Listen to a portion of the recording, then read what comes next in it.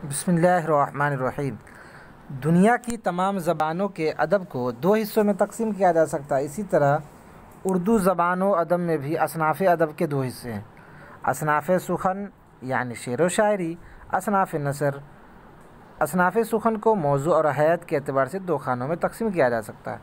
मौजू के एतबार से तकसीम: मौजू के लिहाज से उर्दू शायरी की मुंदरजा झेल किस्में बयान की जाती हैं। हम्द, मुनाजात, नात, मनक़बत, गज़ल, कसीदा, मरसिया, शहर आशूब, वासोख्त, रेख्ती, पैरोडी, गीत, हजू।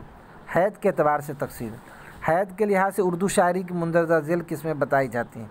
मसनवी, रुबाई, क़ता, मुसम्मत, तरकीब बंद, तरजीह बंद, नज़्म, पाबंद नज़्म, मुर्रा नज़्म, आज़ाद नज़्म, सनेट, तराइल, लहाइको, नसरी शायरी।